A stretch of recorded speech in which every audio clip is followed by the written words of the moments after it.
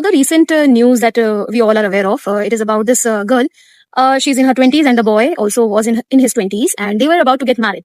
And the girl is allegedly set to murder this boy along with her boyfriend. We are, I think, still ignoring a very important point here, and that is we as a society are still thinking like we are in 1950s because caste and class are still existing. Then how can we say we are a developed society? See, society needs to change. That is its nature. And if it is not changing according to the time, so what I feel is we are not really progressing. If you're saying we're progressing, we are from rich class, we have improved our social situation, we have climbed up the ladder. I think, no, that is still not achieved yet. And here the people who can plan such murders, right?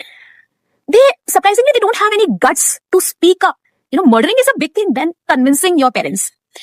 And I don't know how the girl couldn't get the courage to talk to her parents and why she planned to murder someone who's innocent. And this is repeatedly happening. It is better to not get married. It is better to flee away from your house if you don't feel like your parents are not supporting you. I think that is a better way. Okay, let the society think. Now, what's the society thinking? If you keep on pushing yourself towards this thought of pressure, basically, of the society on which everything is depending, now where is this society?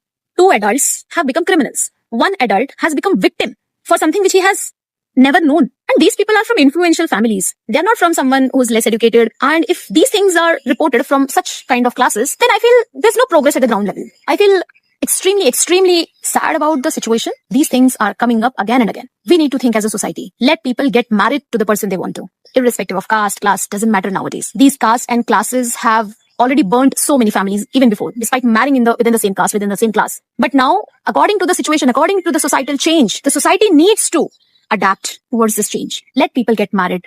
Let them not become murderers.